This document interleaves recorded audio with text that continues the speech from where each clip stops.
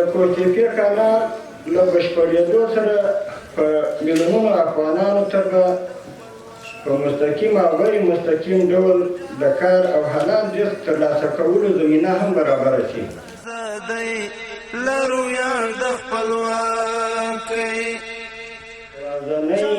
اولنۍ یو داسې یو پروژه ده چې په افغانستان کې پلې کېږي. تر دې پروژې تر اوسه داسې بله پروژه نه ده افتتاح شوې. زه د اسلامي امارت په استازیتوب تاسې ټولو ته د دې سترې پروژې د کار د پیل په مناسبت مبارکي وایم.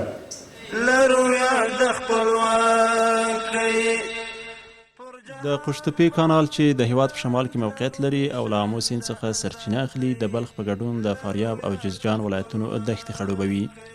دا کانال د هیواد په غني کولو کې اساسي رول لري او د افغانانو لپاره د زراعت ترڅنګ د سوداګرۍ په برخه کې یوه لویه لاسته راوړنه بلل کیږي.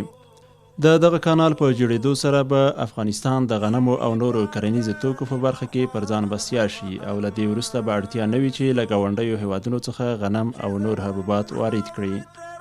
افغانستان به هغه مهال دا توان ولري چې بهرنۍ هیوادونو ته به پر غنمو سربیره نورې غلې دانې هم صادرې کړي.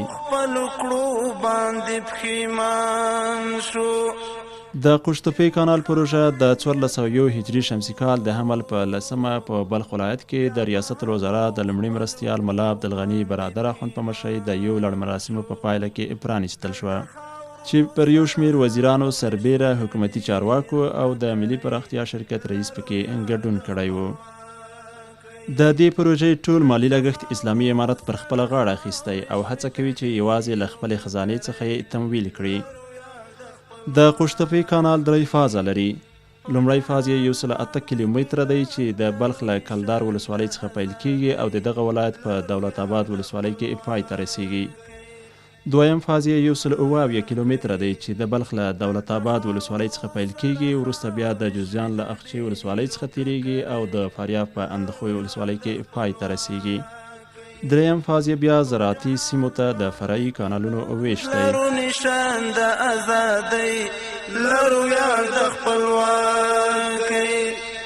د قوشتېپې کانال 215 کیلومتره اوږدوالی او 100 متره سور لري.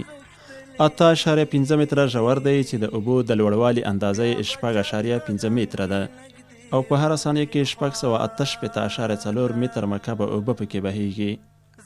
د دولت په اوسني پلان کې د 43 کیلومتره کانال جوړول په پام کې نیول شوي چې د یو کال په اوږدو کې به پای ته ورسیږي، خو د پاتې 242 کیلومتره کانال جوړول بیا 15 کاله نور وخت غواړي. د دغه کانال په جوړېدو سره به 3 میلیونه جریبه ځمکه خړوبه شي چې د افغانستان د کرنې وړ ځمکې 33% جوړوي. دغه کانال به هېواد ته په طبیعي، زراعتي او سوداګریزه برخه کې ګټور تمام شي او ترڅنګ به یې زرګونو وزګاره هېوادوالو ته په مستقیم او غیر مستقیم ډول د کار زمینه برابره کړي.